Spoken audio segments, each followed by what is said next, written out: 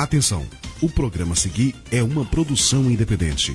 Todo o conteúdo, inclusive opiniões, são de inteira responsabilidade dos seus idealizadores.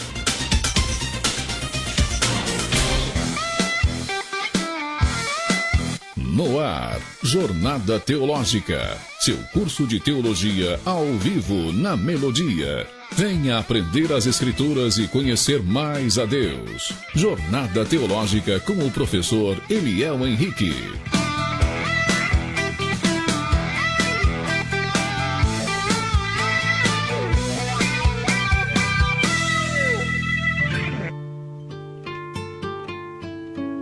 Boa tarde, querido ouvinte, e também vocês que estão ao vivo aqui comigo, seja me vendo, seja me ouvindo. Hoje, com muita honra e muita alegria, estou aqui com o meu pastor, Valverde.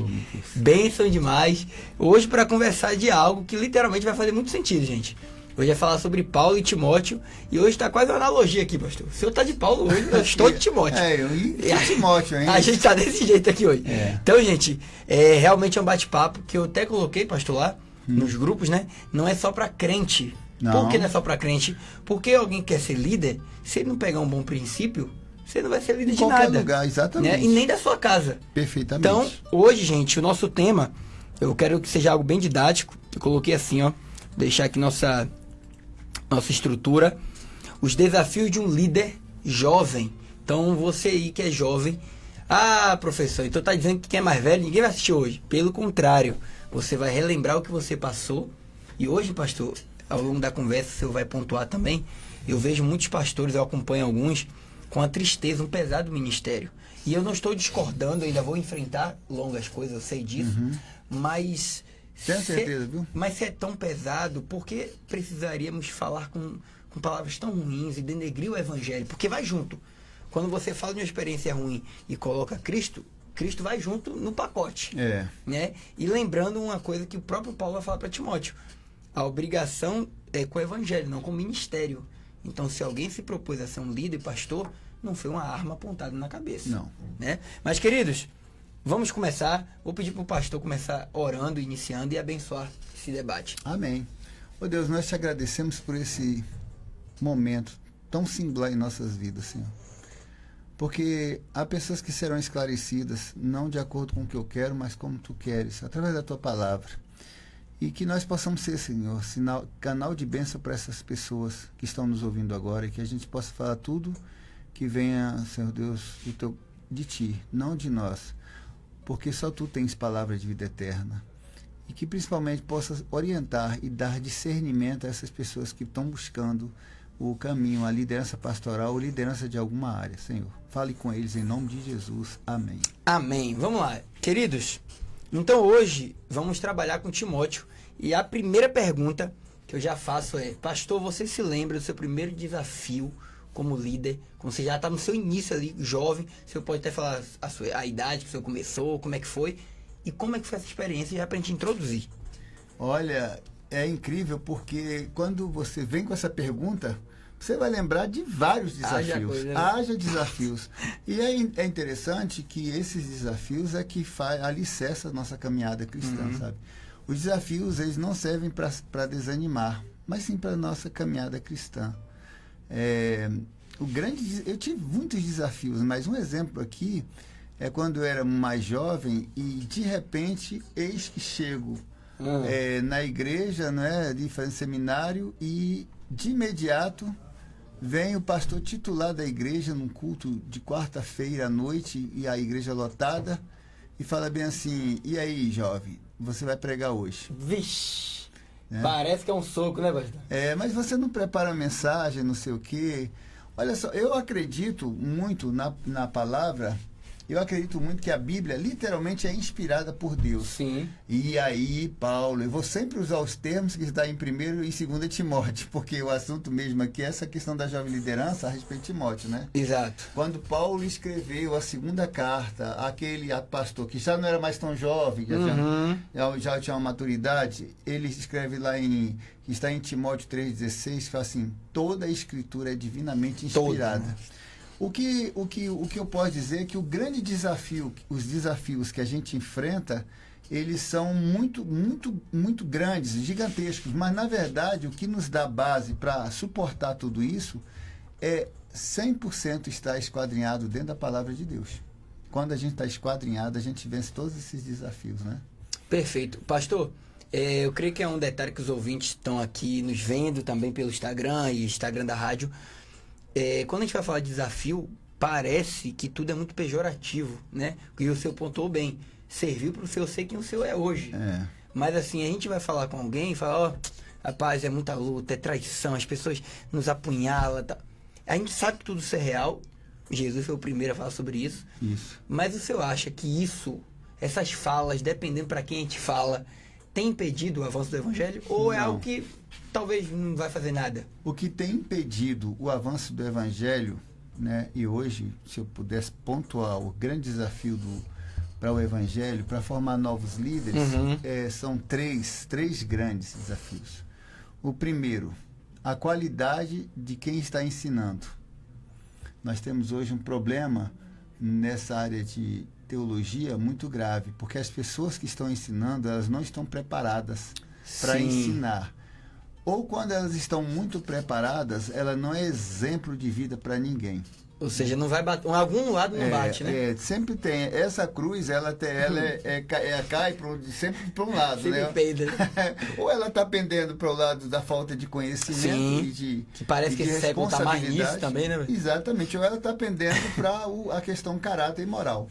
Então está sempre pendendo para um lado. O pior é quando prende para frente, que é literalmente o desinteresse e o relaxar da obra, né? Muita gente carrega a obra do Senhor relaxadamente. A gente sabe disso, não estou querendo. E não é só a obra do Senhor. Em todas as partes da liderança precisa se preparar. O que eu mais escuto nesse mundo de meu Deus é uma frase: Deus prepara os escolhidos. No meio do caminho ele vai fazendo, né, pastor?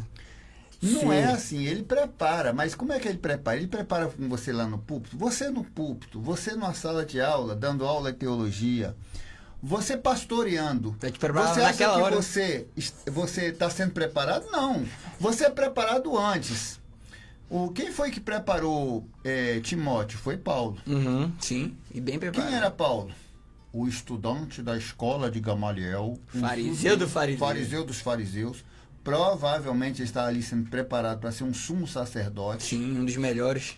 Um homem rigoroso em testemunho e exemplo das leis judaicas, ao ponto de perseguir heresias. E os cristãos, para eles, era heresia. Sim. Então o cara era top, né? Um conhecimento enorme. Quando ele encontra Jesus no caminho e fica cego e vai para a rua direita, o Deus toca no coração de Ananias para ir lá na rua direita, para orar por aquele Saulo, aquele de Tarso. O que Ananias falou? Senhor, mas logo aquele homem? Tanta pessoa. Não, vai no Senhor. O que Jesus falou? O que Deus falou para Ananias? Vá, que para mim ele é um vaso escolhido. Aí tem um detalhe. Sim. E ele vai saber o que é perecer. Em meu nome, né? Pelo meu nome. Olha só, por Paulo ser o homem hiper mega preparado, ele ia aprender agora a perecer pelo nome do Senhor. Sim. Quando Ananias vai lá e unge, consagra Paulo, e vai e abre a visão de Paulo, e Paulo vai, a primeira coisa que Paulo fez, um homem, agora eu vou a Jerusalém pregar Jesus, e este vivo e ressurreto. O que aconteceu em Jerusalém, você lembra? Da parte de João, Atos 15? O que acontece lá? Não, Atos 9, 10. Que rejeitam ele, já ficam com medo. Não, já manda. Não, você pregar aqui, não. Aqui você não pregar, não. Primeira coisa, apedrejado. Para ficar de pé. O que aconteceu depois que ele foi apedrejado? Ele foi para o deserto. Olha, 3 anos de deserto. Quanto tempo demorou o ministério de Jesus? 3 anos também. 3 anos. Os discípulos foram treinados 3 anos também. 3 anos também. Então ele ficou 3 anos no deserto. Não é isso? Sim. Foi o preparo que ele teve, 3 anos, né? Jesus ficou 40 dias no deserto, tá? Sim. 3 anos foi o ministério. Ministerial, né? Aí ele faz 3 anos. Ele agora já estava preparado? Não. Aí ele foi para a escola de Barnabé. Mas o cara não era professor, não era mestre? Precisava de alguém de dentro do evangelho. Quanto tempo ele ficou estudando na escola de Barnabé?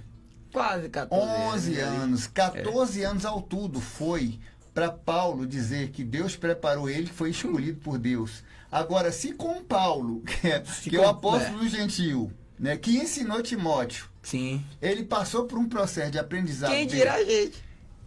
14 anos de preparo. Se com Paulo foi assim, por que comigo, com você, vai meu ser irmão, tão diferente? vai ser diferente? Não, olha só, Deus prepara, Deus me chamou, me ungiu, me consagrou. Vou porque Deus é que me encheu de espírito. Sim. Não é assim. Uma arrogância. Grandes líderes, você precisa de um tempo. E quando você for para pregar e fazer a vontade de Deus, você precisa já ter sido preparado por ele. Isso requer tempo, demanda. Não é você sair hoje do mundo, entrou na igreja. Muitos saem do microfone de shows, business aí, de televisão, de mídia.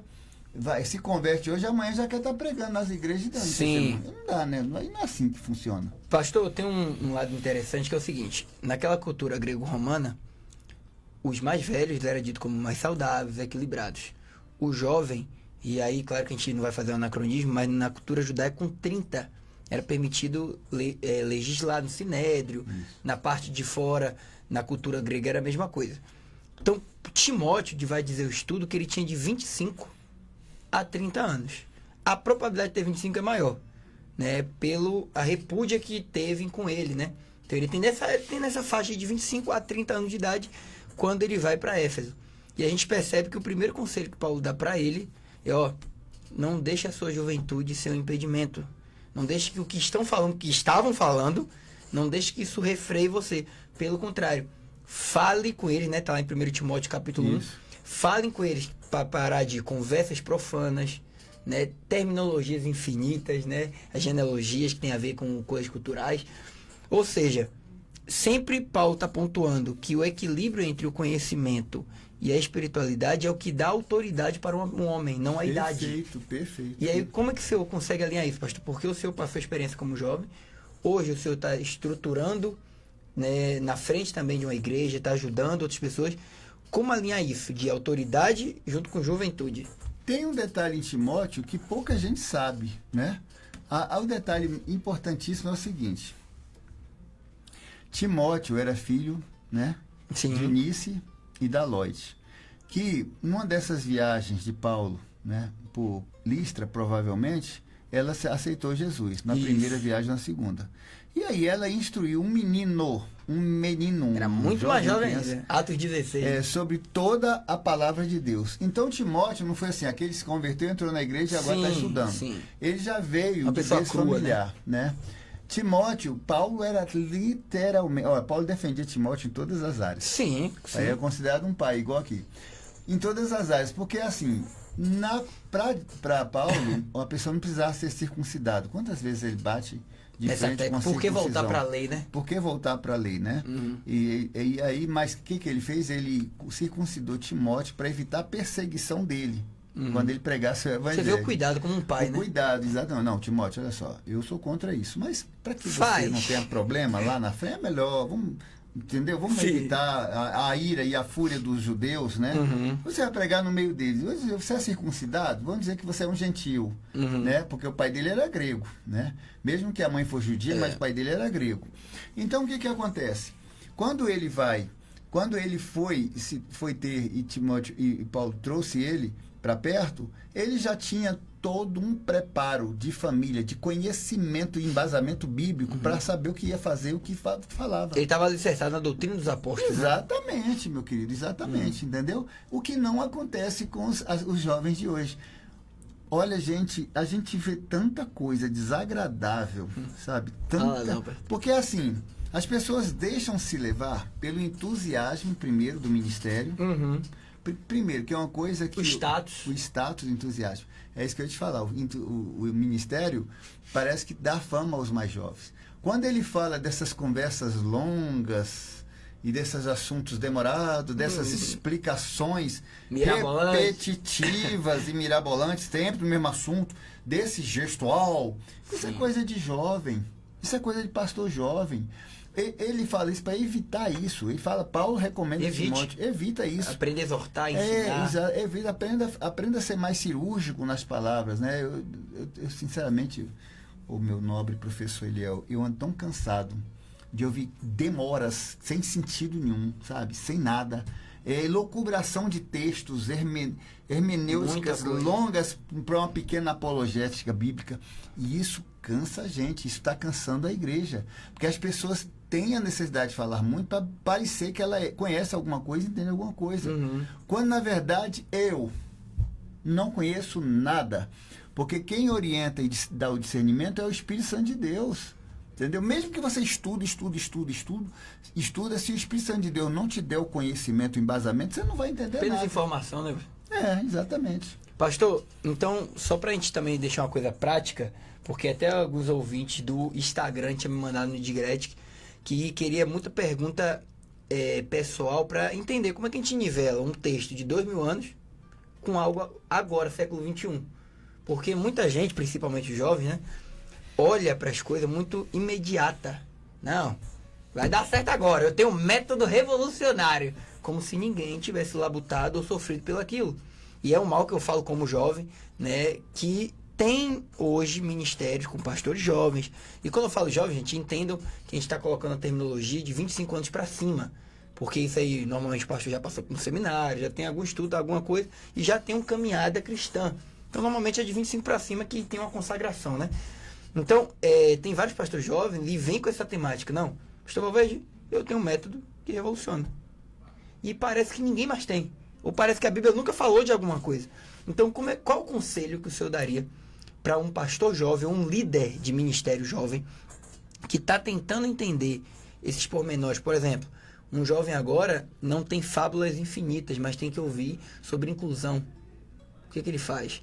Agora ele tem que ouvir que vão mudar algum horário de culto porque tem que agradar uma massa. Esses detalhes que hoje a gente passa como líder, como que a gente dá um conselho para um jovem? Isso é maravilhoso. A primeira coisa é o seguinte: a Bíblia, ela nunca se desatualiza. Ela é o jornal que nós vamos ler amanhã. Billy Graham falava isso. O que vai acontecer amanhã, a gente já está lendo a notícia do que vai acontecer hoje através da palavra. Primeiro ponto é esse. Agora, o importante é qual forma de cultura, de folclore, de situação e de temporalidade que ela vai ser aplicada. Nós estamos aqui num bate-papo, né? Se fosse você, meu nobre, uma pessoa bem idosa, eu não poderia estar falando dessa forma tão mais à vontade, né? Exatamente. Sim. Porque é o contexto, você está lendo o contexto. Exatamente. Você veio de um outro período, um outro mundo, uma outra cultura. Sim. Então, o que nós temos que fazer é pegar o texto, você que é pastor, pegar o texto, que aquilo não vai mudar, é a estrutura, é a base de tudo, a cerne é a palavra de Deus, pegar esse texto e trazer para uma linguagem moderna que a pessoa pode entender. Não mudar a história ou a estrutura, né? Exatamente. Exemplo, eu vou pregar eu gosto muito desse exemplo, porque Paulo fala de computador para mim, né, de ferramenta, lá em Atos 20, versículo 7, para Paulo. Ele falando de um jovem que estava na janela, no terceiro andar, da Macedônia. Eutico quer dizer alegre, feliz, sorridente. Todo jovem na igreja é isso, né? Com as suas vezes, entra com alegria, fazendo tudo. Mas, de repente, ele olha pela janela, depois de meia-noite, olhando, o que acontece? Olha pela janela e Eutico cai morto, bum, dentro do meio do salão, do templo. Janela é o quê? Em inglês? Não lembro agora. Windows. Ah, tá. O Windows é o quê? Uma ferramenta. Você está pegando a palavra de Deus. Perfeito. Você está pegando a palavra de Deus. Rapaz, você foi longe agora. Meu querido, você está pegando lá a palavra. Entendeu? Hoje em dia ninguém olha para a janela para ver o que está no mundo. Sim. As pessoas vão aonde? No Windows, no computador, no iPhone? Vai direto. É até Bíblia, né? Vai ler Bíblia aonde? Pega na internet. Exatamente. Então, o que está fazendo os jovens caírem do terceiro andar dentro da igreja quando está muito alto? É exatamente olhar pela janela, olhar para o Windows. Rapaz, né? Interessante. Aí você já anota e aprende. Vai, boa. Então, meu querido, você tem que pegar a linguagem moderna, porque isso é muito legal. Talvez esse seja, e para mim, no meu conceito, as experiências que te faz fortalecer e te faz ter essa energia, mesmo sendo velho. Mesmo você sendo idoso, o que dá energia é você pegar tudo aquilo que foi criado, tudo aquilo que está escrito, e trazer para os dias de hoje com a linguagem atual. Você tem que atualizar, você não pode ser... Um pastor, ele não pode ter a visão da igreja dos anos 40, 50 e pregar com a igreja dos anos 40, 50 e achar que vai aplicar essa linguagem nos dias de hoje. Porque não funciona. Né? Nós temos que nos modernizar todos os dias.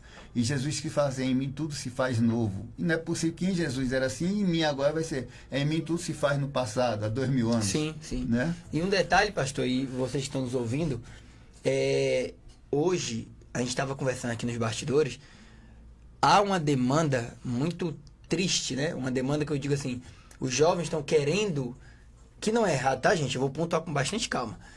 Quer ser empresário, policial, advogado. Não estamos discutindo aqui querer ser alguma coisa. Pelo contrário, Paulo vai falar assim, gente, eu não era peso para vocês na igreja, porque eu fazia tenda. É uma profissão. Isso. Né? A gente tem Lucas, escreve o evangelho, mas ele era médico. A salário, ele ganhava para aquilo. Mas o alvo deles era que isso fosse uma ferramenta. E falava, pastores na área tal, na medicina. Hoje é ao contrário. Com o advento da tecnologia, e depois, né, das revoluções industriais, e aí vai, a tecnologia adentrou dizendo, não, seja alguma coisa, esqueça a religião, esqueça isso. E como que você hoje também daria um conselho para o jovem para falar assim, alinhe isso na sua vida. Não existe o secular e o espiritual no sentido próprio da palavra, semântico. Porque a Bíblia vai dizer que existe uma junção. Paulo não fala, gente, eu faço tenda e não oro mais não, tá? Enquanto eu sou da tenda, eu sou descrente. E quando eu sou crente, eu não sou mais da tenda. Não tem essa separação. Olha, eu sou aposentado de Uber. Eu sou aposentado de Uber, então eu não tenho mais esse negócio de... Pode fazer mais nada também, né? Pregar, não sei o quê. Gente, não é assim, meus queridos. Sim. Olha só. Vamos lembrar... Por que começou isso no século agora, né? Do milênio agora, 25 anos para cá? Essa ideia de ninguém querer ser mais pastor vem de uns 30 anos. Meu filho pode ser tudo, eu quero que meu filho seja um médico. Em primeiro lugar, a influência da família, né? É claro que a gente sonha, você sonha para aqueles 2 meninos bonitos que você tem na sua casa, claro, que eles sejam não. pessoas de excelência melhor que você. Sim, sim. Aí você é um pastor, meu filho tem que ser melhor. Aquele ali, um exemplo, claro, filho de um pastor. Aí, Jobs. Não, meu pastor Zé Carlos, eu quero que meu filho seja melhor do que eu. Né? E aí vai querer que ele estude medicina, tem um dinheiro para pagar. Faça algo maior, né? Você com um salto maior. Ótimo. Agora, o que é interessante é que se você não for um grande homem de Deus, você pode ser o rei, pode assumir a presidência da república, entendeu? Mas de nada vai valer porque as coisas estão nessa terra. Nós, primeira coisa, temos que ensinar nossos filhos a ser homens de Deus, né? A conhecer do reino. O problema é que eles viram o mundo contemporâneo e esse mundo socialista, eu não vou falar de partido, vou falar do mundo socialista. Sim, viu? que é uma verdade, né? Que o problema estava na educação dentro das faculdades. Agora, é bom lembrar que quem criou tudo isso foi Tomás de Aquino. Mas deixa falar só... Pai da igreja. Tomás de Aquino. Agora, veja bem, nas faculdades da Europa, você só pode ter um curso superior se você também, dentro da grade curricular, estudar teologia. Sim. No Brasil, se falar em Cristo dentro de uma faculdade, a chapa esquenta. Como é, então, que você vai alinhar agora? Por isso que esse desalinho que você falou de alinhamento. Porque, antigamente, para você fazer uma faculdade, qualquer coisa, você tinha que fazer também teologia. Na Europa ainda é assim, alguns países, Cambridge, Inglaterra, não sei o que, as universidades grandes da Europa. Você faz teologia porque faz parte da grade curricular. Da profissão que você formar. Você quer ser um médico, mas você vai passar por uma teologia. Você vai ser um teólogo também. Porque, principalmente advocacia. Principalmente, Sabe por quê? Porque todos os argumentos da hermenêutica de como conduzir uma conversa... Foi tirado da Bíblia. Foi tirado da Bíblia, entendeu? Até testemunho, que depois eu vou dizer o que é testemunho, que eu não posso falar aqui ao vivo, porque muita gente não vai entender. Sim. Essa palavra testemunho de onde vem. Né? Então, né? Então é assim, tudo foi tirado da Bíblia. Aí, a Bíblia é a base de tudo. Mas, hoje em dia, no estudo pedagógico, no estudo de qualquer área universitário, a Bíblia deixou de ser a base de tudo, exclui a Bíblia e agora traz Marx, traz Karl Marx, traz não sei o que, traz uma porção Vygotsky, Paulo Freire, e esquece literalmente, Paulo Freire dentro da pedagogia, e esquece literalmente a importância da palavra. Por isso que ninguém quer ser mais pastor. Agora, como ficou então? Vem os pastores, sem discernimento espiritual, sem base do chamado, sem vocação do chamado, mas porque pastor é bonito, o cara chega lá... O PR na frente é bonito, né? Meu irmão, abre porta. O PR lá na porta, eu primeiro que vou sentar lá em cima, e todo mundo vai me ver sentado. Agora só me chame assim, pastor. E a maioria dos pastores, esses pastores novos, de 25 para cá, né, desse milênio, eles têm uma necessidade enorme de estar naquele lugar bem alto. Sim. Lá na frente, principalmente quando está pregando. Para quê? Para que todos vejam que as pessoas sofrem influência. É ele que é o cara. E aí toma-lhe discurso demorado, toma-lhe conversa e passa do tempo.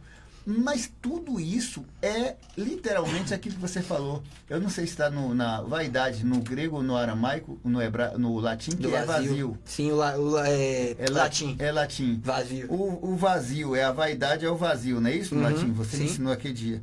Então, isso tudo não resolve, porque pastor é testemunho de vida. Qual é a obra dele? O que ele faz fora do ministério? Porque dentro da igreja fica bonitinho. Agora, fora da igreja... Por isso as pessoas não têm o exemplo de um pastor curado. Quando o pastor não é curado, nenhuma ovelha é curada. Vou repetir aqui, querido. Se o teu pastor está doente na área, qualquer área, naquela doença de qualquer área vai te atingir de alguma forma. Se for na área financeira, você vai ter problema financeiro. Se for na área sexual, você vai ter problema nessa área de fidelidade, essas coisas. Se o pastor não for curado, você nunca será curado. E não adianta dizer isso. Por quê? Porque nós somos a forma que forma. Se nós temos na nossa forma tem algum defeito, todos os que foram formados continuam por nós esse padrão. Terão esse mesmo padrão.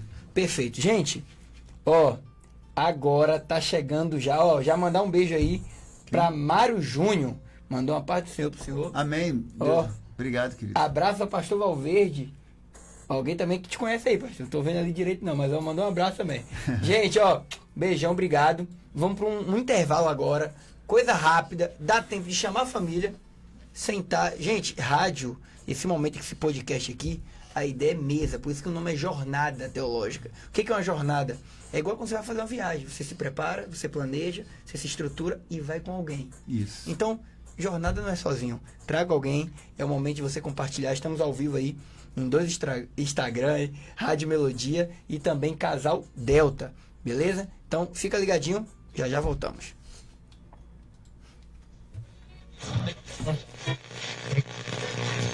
Você ainda ouve rádio de forma antiga, com chiados e interferências?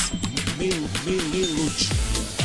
É hora de instalar o aplicativo da Melodia. A rádio com a melhor programação e sem interrupções, onde você estiver. Com o app da Melodia, você ouve sua programação preferida com excelente qualidade, de forma simples e sem travamentos. Para baixar é simples. Vá à sua loja de aplicativos e digite Melodia Conquista. Tenha sempre a Melodia no seu bolso a qualquer hora e em qualquer lugar. Melodia Conquista, a rádio que conquistou gerações. Eu tenho 5 anos e sou filha única, mas eu vou ganhar irmãozinho quando tiver 10. Esse é meu pai. E ele vai me matar quando fizer 16. É que ele gosta de correr na estrada e ele corre muito. Minha mãe e meu irmão também vão se machucar, mas eles não vão morrer. Minha mãe nunca vai perdoar ele. Quem sou eu? A estatística. 94% dos acidentes fatais são causados por falha humana. Ou a gente muda de atitude ou vira estatística. O colesterol alto pode matar. E os cuidados devem começar na infância, para evitar graves problemas na fase adulta, como doenças cardiovasculares, infarto do miocárdio e acidente vascular cerebral. Crianças entre 2 e 8 anos que possuem pais ou avós com históricos de doenças cardíacas ou de colesterol alto devem ter seu colesterol dosado. Entre os 9 e 12 anos, toda criança deve ter seu colesterol avaliado. Se o LDL colesterol ou colesterol ruim de seu filho estiver acima de 130 miligramas por decilitro, procure seu pediatra ou endocrinologista. O colesterol alto de seu filho não é brincadeira. A infância e a adolescência são fases importantes na prevenção das doenças do coração.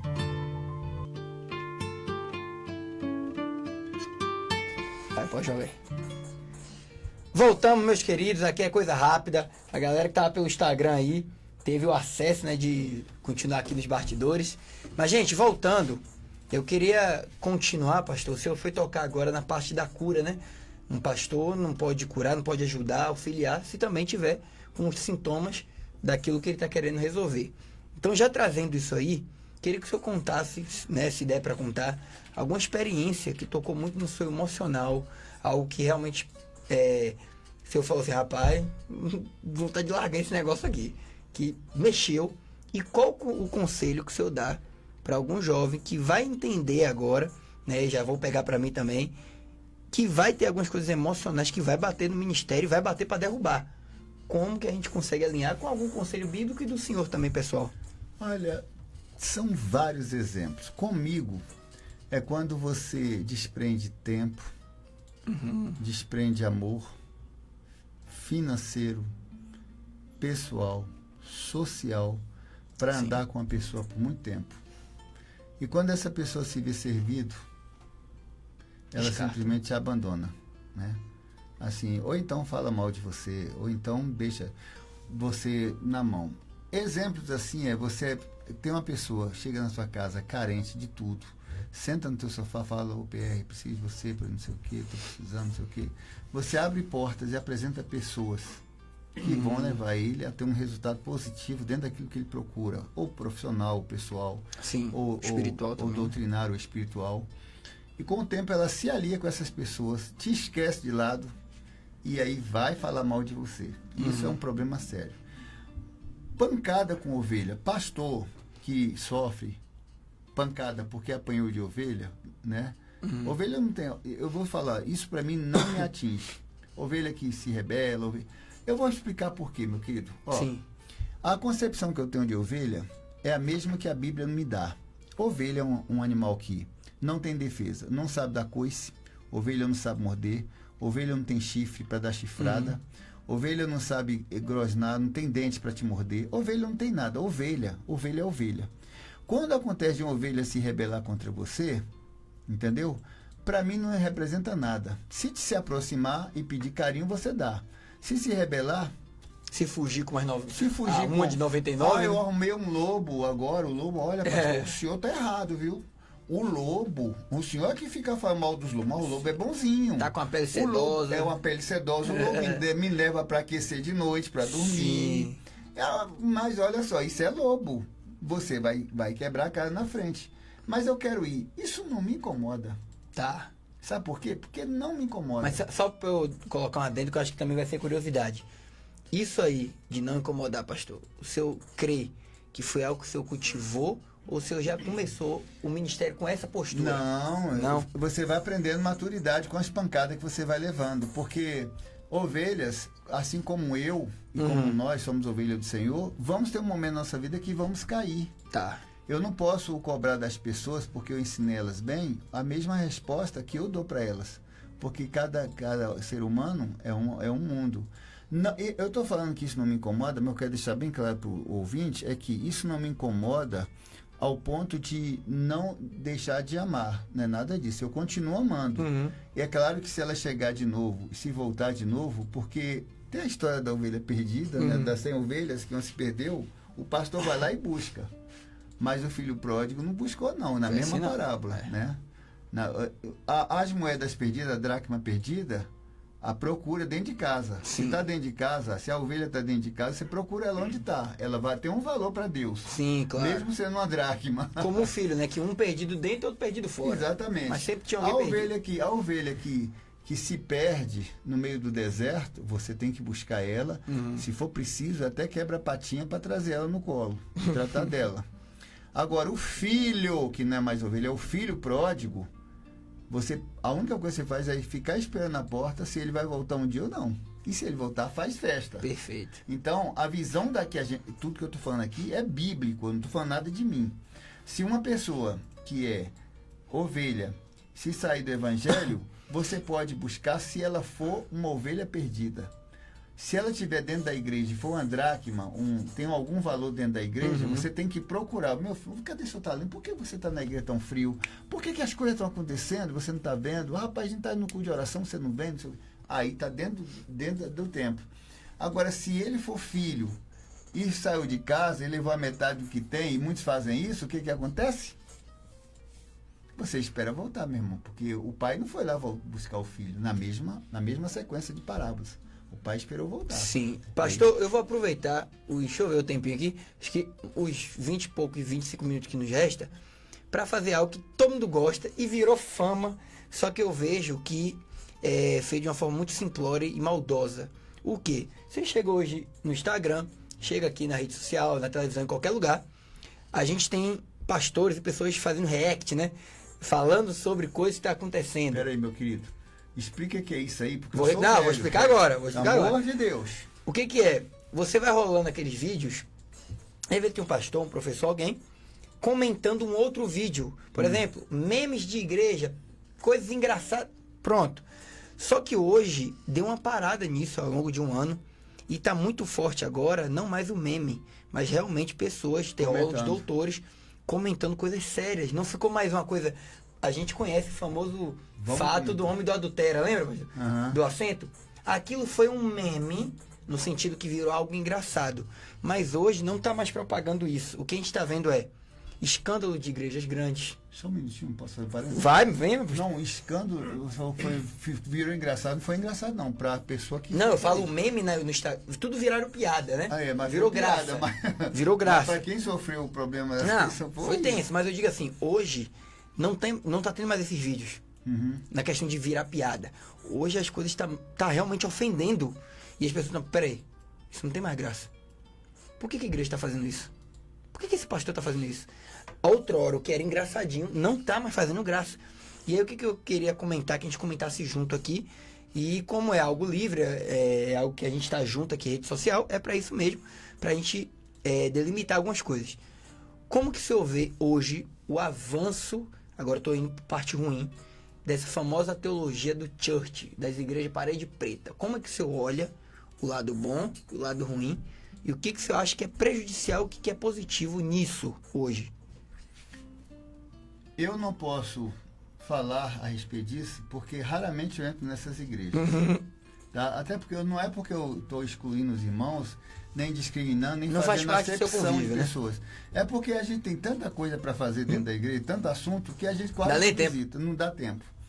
Eu tenho um lado positivo, eu vou falar do que é positivo. O lado positivo é porque como o mundo modernizou, e eu vou falar dessa questão moderna, as pessoas acham uma maneira, até os jovenzinhos, bonitinho, tal, lindinho, tal, assim, de ir lá tomar, e se gosta de Guaraná, né? Se não, ao invés de alimentar o pão da vida, gosta de Guaraná com algodão doce, porque é gostosinho, tá ótimo, vamos atrair eles para isso, mas pelo amor de Deus. Não tira o princípio. O princípio de tudo é a verdade da palavra de Deus, é Cristo morto e ressurreto.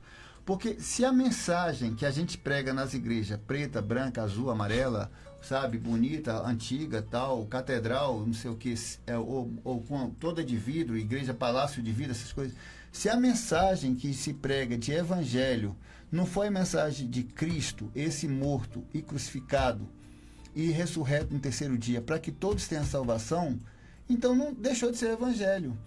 Se você não chegar no mínimo denominador comum e que as pessoas entendam que o evangelho é de perda nesse mundo, que o evangelho é de dor, de sangue, de lágrimas, né? E que essa paixão tem que ser em Cristo e não no ambiente que você está, né? O som maneiro que está batendo palma, o batidão pesadão, lindão, Cristo, tal. Se você não entender, né? Que tudo isso tem que ser em função de Cristo, e terá que ter uma mudança de comportamento, entendeu? Se eu estiver numa igreja dessa, num sábado, né, e o som tiver altão lá e tal, e o pessoal ficar assim, né, fica assim e tal, eu vou fazer a mesma coisa. Sim. Só que aquilo, para mim, vai ser só um momento de festa. Não vai me dar a doutrina que eu preciso, não vai me dar a base que eu preciso. E a igreja tem que ter a base do pão da palavra, da verdade, e isso é a palavra de Deus ali literalmente pregado. Perfeito. Por que eu digo assim, pastor? Porque muitas pessoas, né, mandar até um beijo, ó, nossos ouvintes aí, tem muita gente nos vendo aí, Deus pastor. abençoe vocês, Ó, viu, gente? Eu um não grande tô beijo vendo aí. nada porque eu tô assim... Agora tá batendo 68 pessoas ali, ó. Amém. Então, o que acontece? Hoje é muito comum, né, esses termos do church, que lembrando, gente, church em inglês é igreja, tá? igreja. Tem nada de demoniado, que eu já vi gente falando até isso, né, pastor? Que esse é o problema. Quando a gente quer criticar algo, conheça primeiro e não fale besteira. Já vi gente falando assim, o church é do grego, que significa demônio. Não, gente, church é igreja mesmo, tem nada de capeta não. Church é igreja, pra você que tá chegando aí. Então, o que acontece? A gente sabe que o método, ele é rotativo, ele vai mudar mesmo. Você pega Paulo, dizendo para a igreja de Corinto, para a mulher, totalmente calar a boca e colocar um véu. Quando estudamos, descobrimos pormenores disso. O que realmente era. Para a igreja de Éfeso, ele manda uma diaconisa, está ajudando ali em várias outras coisas. Ou seja, a mulher ali não fala e no outro fala. Aonde que é o paralelo? Tem que entender a cultura. Isso. Você pega Jesus, chegando na sinagoga, dizendo, me traga a Torá que eu vou ler em Isaías.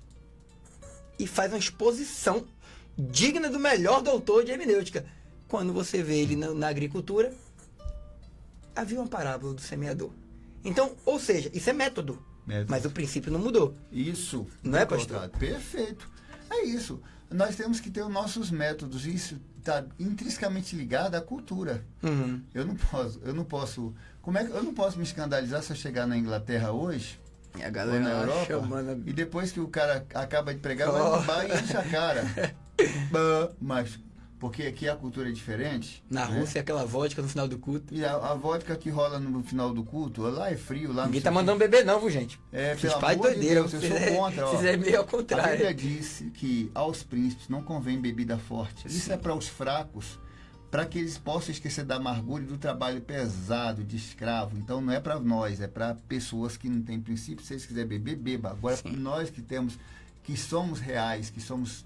A nossa herança é um reino celestial. eterno, é celestial, então não beba. E Paulo vai falar, né? E aquele que almeja episcopado, seja marido de uma sua esposa, não apegado às bebidas, e aí vai, né? Na verdade, quando ele fala isso para Timóteo, ele dá vários conselhos ali para o jovem Timóteo, e o assunto é esse aí, e ele, o que ele faz com esses conselhos? Ele estabelece literalmente o perfil comportamental de um pastor, né? Sim. Quando ele fala marido de uma mulher só e não sei o que e tal, ele está falando isso, porque como você não governa bem sua família, porque como Vai você governar a igreja de Cristo? Engraçado, rapaz, que tem pastor que a família toda, os filhos, não sei o que, tudo afastado. Mas ele quer dar conselho aos filhos dos outros. Me perdoe as irmãs pastora, não é de mim, é a Bíblia. Tem mulheres que se separam do marido e levantam o ministério pastoral. A necessidade de querer estar na frente ali, Se né? o homem tem que ser casado e marido de uma mulher só para ser pastor, por que a Por mulher... que ela vai ser ao contrário, né? Que lógica é essa? A pergunta, onde é que tem pastora? Já começa, fere 4 princípios. Sim, sim. Primeiro, onde é que está escrito que mulher é pastora? Segundo, por que com o homem tem que ser casado e a mulher pastora tem que ser só? E muitas pastoras aí são só. Sim, e passa trancos e barrancos.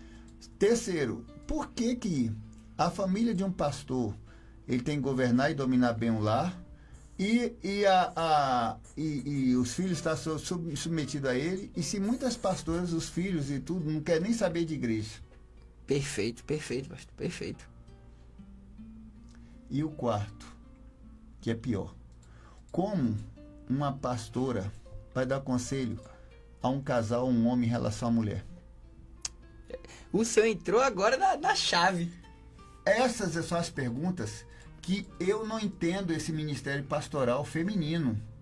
Porque a mulher, ela tem muito mais trabalho, muito mais poder, muito mais, entre aspas, empoderamento e muito mais significado na questão da liderança espiritual quando ela só é apenas mulher.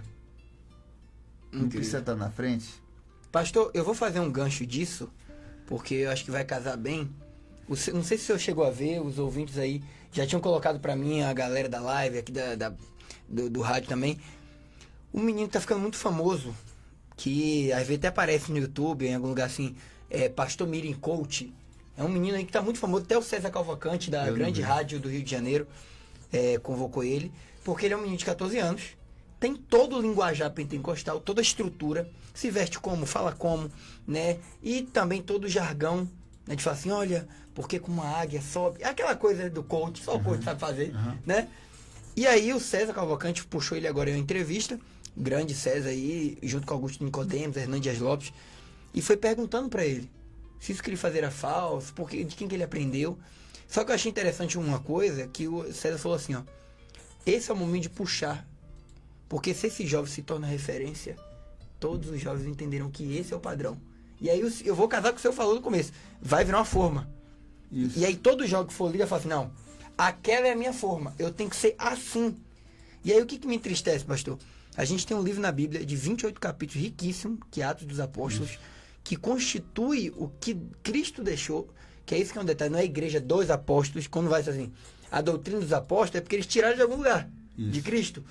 E é interessante que quando a gente vai para a cultura, queridos, todos os discípulos de Cristo, tirando Pedro, que era mais velho, tinha seus 30 anos, o resto tinha de 15 a 17, todos eram jovens. E a gente sabe o porquê disso, né? Tem um texto que vai nos dar uma ideia, que é a ideia da moeda ali, o pagamento do imposto. Claro. Só Pedro e Jesus pagou imposto. Logo eles tinham que ter de 20 para baixo. Tinha imposto para criança, né? Não se pode cobrar imposto. Ou seja, aqueles homens de Atos do Evangelho eram um bando de adolescentes jovens. Olha quem se tornaram. Mas olha qual foi a forma deles. E aí, pastor, já estamos quase na reta final. Eu queria que o senhor desse conselhos agora, de uma forma, também até usando algo específico da sua vida que o senhor já passou. A gente está em um mundo que é coach, agora nova teologia que está todo mundo criticando, tentando combater nas igrejas, é a teologia do coach, do vamos pregar sobre tempo, relógio, iPhone, mas nada de Cristo. Estamos pregando sobre novas heresias que voltaram, né? A gente tem concílios que acabaram com ela, estamos voltando agora a falar do unicismo. Isso. Só existe agora Deus Pai, nem os outros não existe mais.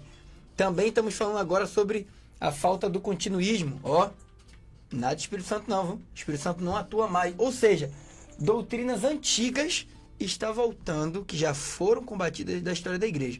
Pastor, hoje, o que a gente consegue fazer com essa juventude para alicerçar, para não cair nesses mesmos erros? A palavra disse que nos últimos dias, por aumentar a iniquidade, o amor de muitos se esfriarão. Não estou dizendo que esses jovens sejam iníquos nem nada. Mas esse evangelho coach não é o evangelho da verdade de Cristo. Eu não me preocupo muito com isso. Eu quero mais que muitas igrejas coaches, inclusive, a gente precisa ser perseguido. A igreja de Cristo, para ter um avivamento, ela precisa ser perseguida. E ela não está sendo. Ela está sendo modificada, transformada nesse evangelho bonitinho, um coach aí de luzinha, colorida. Sim. Então, o que acontece? É necessário a gente entender o seguinte, o princípio da nossa fé é Cristo. A base é João 1, versículo 1, o verbo que se fez carne. Isso é irrevogável, isso não tem meio termo. Não vai. Se a gente for por esse caminho, a gente vai pregar o evangelho da verdade. Uma vez me perguntaram na escola dominical, pastor, a igreja do senhor está em crise por causa dessas coisas? Eu falei, não, a igreja está muito bem, obrigado, a igreja vai bem. Por quê?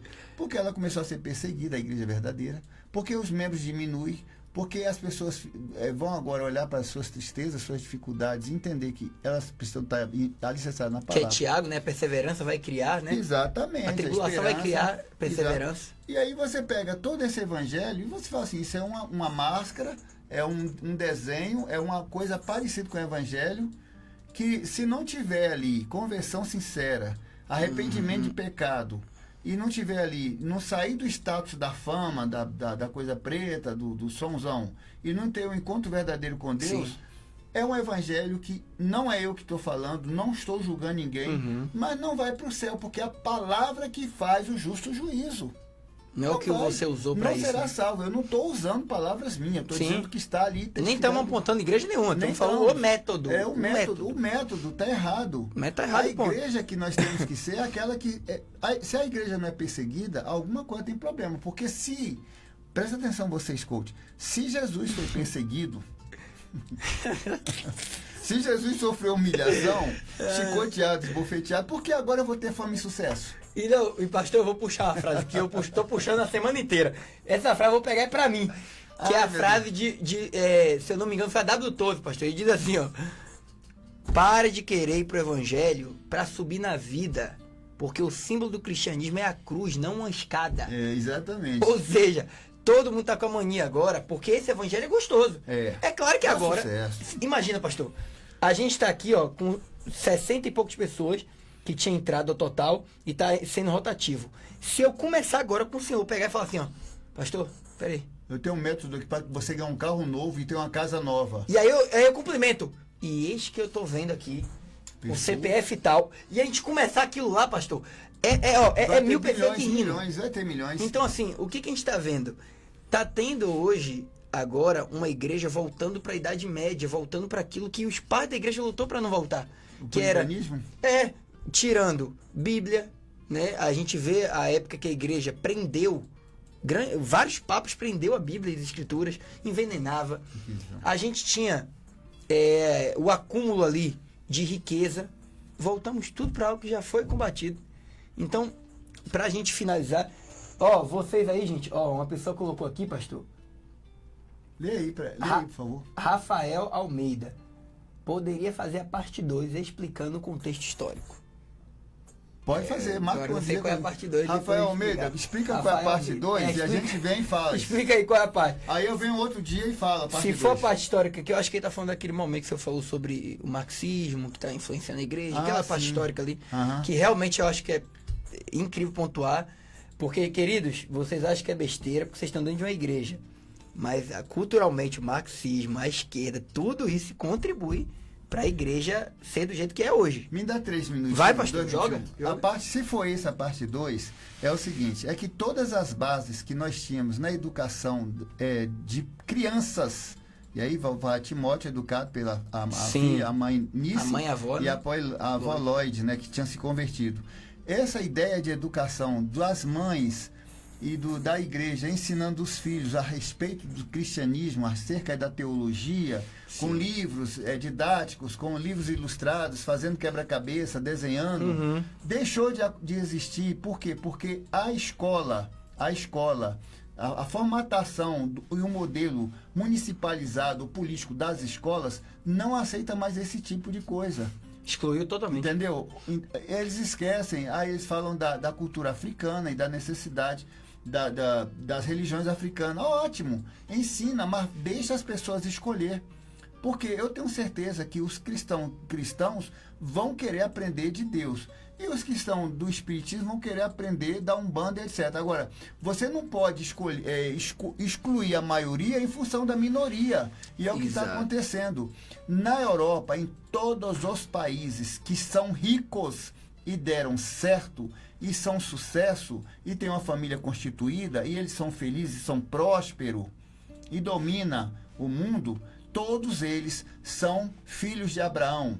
Se você olhar, Abraão criou 2 filhos e educou esses 2 filhos muito bem. Muito bem. O primeiro foi Ismael, mesmo com Abraão expulsando Ismael da família. Fazendo de forma errada algumas mas coisas. Você vê, Ismael e Isaac, toda a fortuna da humanidade, 70% da base está dentro deles. Então, deu errado? Não deu.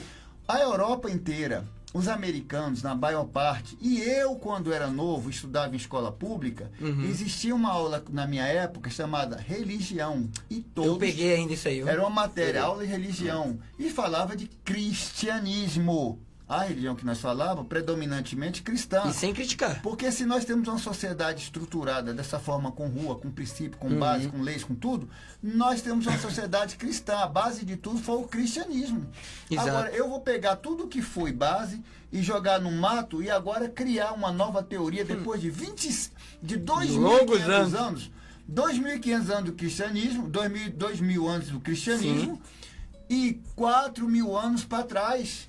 Quer dizer, 6.000 anos, eu vou esquecer 6.000 anos de história e agora eu vou dizer que vou inventar o ovo. Não vai dar mesmo.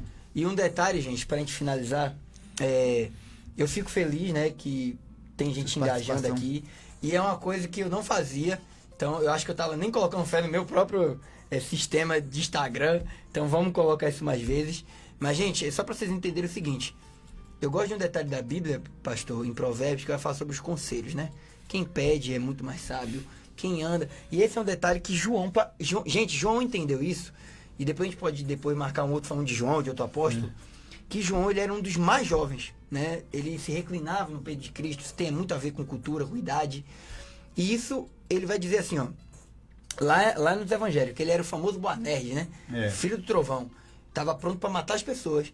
E aí lá no seu evangelho ele começa, filhinhos, na sua carta. Seis manos, tal.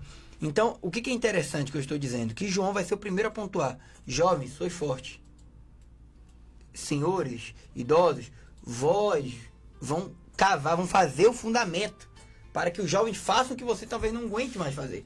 Mas jovens, não vai para frente correndo, não corra não. Não sai correndo, não. Deixa eu te falar uma coisa sobre João, cara. Sim. Sem querer polemizar. Só dizendo o que está escrito. Em Apocalipse 1, versículo 9. Quando ele se apresenta para dizer o que aconteceu, quem deu a ele o chamado, a revelação e tudo, ele se apresenta como eu, Janjãozinho pequenininho, servo do Senhor e companheiro nas aflições. Aflição, tá? Não foi na adversário. Aflições. E esses apóstolos de hoje, meu Deus, se não chamar de apóstolo. A gente vai se divertir com essa parte. Mas, gente, já estamos no fim, precisamos encerrar. Aqui no Instagram, depois a gente conversa outras coisas. Mas, pastor, muito obrigado. Amém. Obrigado por nos ensinar. Oh, meu Deus, eu tenho que aprender, rapaz. E vocês aí, por favor, gente, esse é um detalhe para finalizar. Você que quer casar, quer aprender, vai andar com solteiro? Você que quer ser pastor, vai andar com quem não é, com quem não tem nada de caminhada? Você que quer ser um professor, vai andar com quem não gosta de estudar? Pensa, raciocina. Então, gente, a Bíblia fala sobre isso. Ande sempre com quem já está na frente, para que você aprenda. E outra, no dia que você achar que não pode mais aprender, você também não pode mais se levantar para ensinar. Eu sempre falo isso, e o pastor Ricardo Ventura, lá do Vendramini, lá de São Paulo, aprendeu isso e falou em púlpito quando eu fui lá. Ele falou bem assim, o pastor me ensinou uma coisa, se você quer ser uma pessoa boa, se você quer ser uma pessoa melhor, ande sempre com gente melhor que você. Seus amigos têm que ser melhor que você. Exato. Queridos, Deus abençoe, foi um grande prazer. Amém. Até a próxima segunda-feira. Lembrando, próxima segunda tem nosso debate de 11 a meio-dia. Estaremos aqui e também aí das 5 às 6, tá bom? Um grande beijo, que Deus abençoe nessa jornada. Aí, e qualquer coisa me procura. Procura a gente. Valeu, gente. Aquele abraço. Queridos, você do Instagram...